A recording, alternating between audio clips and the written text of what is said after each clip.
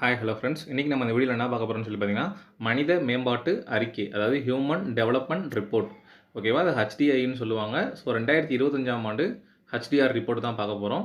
So இதை வெளியிடக்கூடிய அமைப்பு வந்து யாருன்னு சொல்லி பார்த்தீங்கன்னா, ஐக்கிய நாடுகளின் மேம்பாடு திட்டம், அதாவது யுஎன்டிபி இங்கிலீஷில். ஸோ இந்த வருஷத்துக்கான தலைப்பு வந்து என்னன்னு சொல்லி பார்த்தீங்கன்னா, தேர்வுக்கான விஷயம், ஏஐ காலத்தில் மக்கள் மற்றும் சாத்தியக்கூறுகள். அப்படியே இங்கிலீஷில் வேணுறவங்க அந்த இமேஜில் பாருங்கள். A matter of choice, people and possibilities in the age of AI. ஓகேவா? ஸோ இதில் வந்து மொத்தம் எத்தனை நாடுகள் வந்துட்டு கணக்கெடுப்பு எடுத்திருக்காங்கன்னா 193 நாடுகள் வந்து பங்கு பெற்றிருக்கும். இந்த அறிக்கையை வந்து ஃபஸ்ட்டு எப்போ ரிலீஸ் பண்ணுறாங்கன்னா 1990 தான் ரிலீஸ் பண்ணுறாங்க. ஸோ இதை யார் சேர்ந்து ரிலீஸ் பண்ணுறாங்கன்னு பார்த்தீங்கன்னா, பாகிஸ்தானிய பொருளாதார நிபுணரான மஹபூப் உல் ஹக் மற்றும் இந்திய நோபல் பரிசு பெற்ற அமர்த்தியா சென் ஆகியோரால் வெளியிடப்பட்டது. ஓகேவா? இதான் ஸ்கூல் புக் கண்டென்ட் தான். ஸோ இதை அப்படியே வச்சுருக்கோம். அடுத்து வந்துட்டு பாருங்கள். ஸோ இதில் வந்து ஃபஸ்ட் ரேங்க் வந்து எந்த கண்ட்ரி இருக்குன்னா ஐஸ்லாந்து வந்து இருக்காங்க. அவங்களோட ஹெச்டிஐயோட வேல்யூ வந்து எவ்வளோன்னு பார்த்தீங்கன்னா 0.972.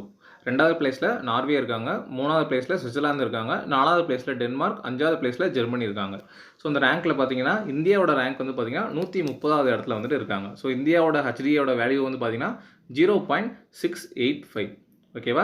ஸோ இதே மாதிரி 191, 92, 93 இந்த சைட் இருக்குது பாருங்கள். சில 191 வந்துட்டு சென்ட்ரல் ஆஃப்ரிக்கன் ரிப்பப்ளிக் அவங்க இருக்காங்க. 192ல் சொமாலியா இருக்காங்க. 193ல் பார்த்தீங்கன்னா சவுத் சூடான் அவங்க வந்து இருக்காங்க. அவங்களோட மதிப்பு வந்து பார்த்தீங்கன்னா 0.388. ஓகேவா?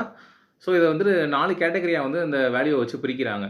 ஸோ இதில் பிலோ 0.550 அதுக்கு கீழே இருக்கக்கூடியவங்கள லோ ஹியூமன் டெவலப்மெண்ட் அப்படின்னு சொல்லி சொல்கிறாங்க.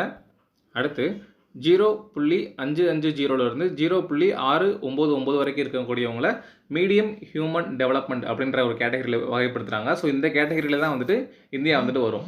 ஓகேவா?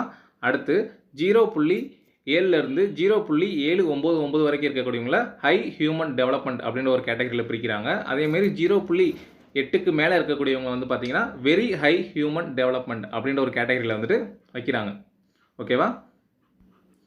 அடுத்து 2023ஓட மதிப்பின் அடிப்படையில் தான் இந்த 2025 ரிப்போர்ட் வந்து ரிலீஸ் பண்ணியிருப்பாங்க. நம்ம இந்த இதில் ஸ்லைடில் வந்துட்டு 2022, 23 அதை வந்து கம்பேர் பண்ணி பார்க்கலாம். ஓகேவா? ஸோ 2022ல் வந்து இந்தியாவோட ரேங்க் வந்துட்டு 133 இருந்துச்சு. இப்போது இந்த வாட்டி வந்துட்டு 130 இருக்குது. இதே ஹெச்டிஐ வேல்யூ வந்து பார்த்தீங்கன்னா 2022ல் 0.676 வந்து இருக்குது. இதே 2023ல் பார்த்தீங்கன்னா 0.685 வந்துட்டு உயர்ந்திருக்கு. ஓகேவா? ஸோ இதில் வந்து ஒரு 3 கேட்டகரி அடிப்படையில் தானே அதை கொடுப்பாங்க. So life expectancy, mean year of schooling, gross national income per capita. ஓகேவா? ஸோ இந்த லைஃப் எக்ஸ்பெக்டன்சி வந்துட்டு ஆயுட்காலம் வந்துட்டு பார்த்தீங்கன்னா எஸ்டிஜி கோலில் 3ல் வரும். அதுதான் வந்து மென்ஷன் பண்ணி கொடுத்துருக்கோம். ஸோ 2022ல் பார்த்தீங்கன்னா 71.70 வந்து இருந்திருக்கு. ஸோ இப்போ வந்து பார்த்தீங்கன்னா 72 வந்து உயர்ந்திருக்கு. ஓகேவா? அடுத்து expected years of schooling. So வந்து இயர்ஸ் கணக்கில் கொடுத்துருக்காங்க. ஸோ இது வந்து எந்த எஸ்டிஜியில் வரும்னா எஸ்டிஜி 4.3ல் வந்து வரும். ஸோ 2022ல் வந்து பார்த்தீங்கன்னா 12.96 வந்து இருக்குது. ஸோ இந்த வருஷம் வந்து பார்த்தீங்கன்னா 12.95 இருக்குது. ஸோ அதை ஓவரால் டேர்மாக 13ன்னு சொல்லியும் கொடுத்துருக்காங்க. 2 வேலையில் எது வந்தாலும் நீங்கள் போடலாம். அடுத்து மீன் இயர்ஸ் ஆஃப் ஸ்கூலிங். ஸோ இது எஸ்டிஜி 4.4ல் வந்து வரும். ஸோ 2022ல் பார்த்தீங்கன்னா 6.57 வந்துட்டு இருக்கும். இப்போ இந்த வருஷம் வந்து பார்த்தீங்கன்னா 2023ல் 6.88ல் வந்துட்டு இருக்கும். ஓகேவா? ஸோ இது வந்து ஓவராலாக 6.9 சொல்லி கொடுத்துருக்காங்க. ஸோ 2 வேலையில் எதுனாலும் வந்து வரலாம். அடுத்து cross national income per capita. ஓகேவா? இது வந்து எந்த ஆண்டின் அடிப்படையில் எடுத்திருக்காங்கன்னா இது மட்டும் 2021. ஓகேவா? ஸோ டாலர் அடிப்படையில். ஸோ இது எந்த எஸ்டிஜி கீழே வருதுன்னு பார்த்தீங்கன்னா 8.5.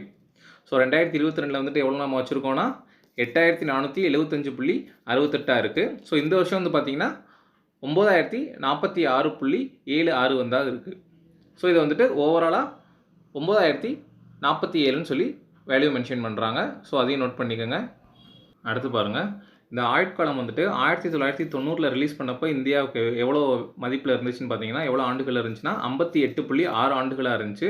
இப்போ இந்த 2023ல் பார்த்தீங்கன்னா 72 ஆண்டுகளாக வந்து உயர்ந்திருக்கு.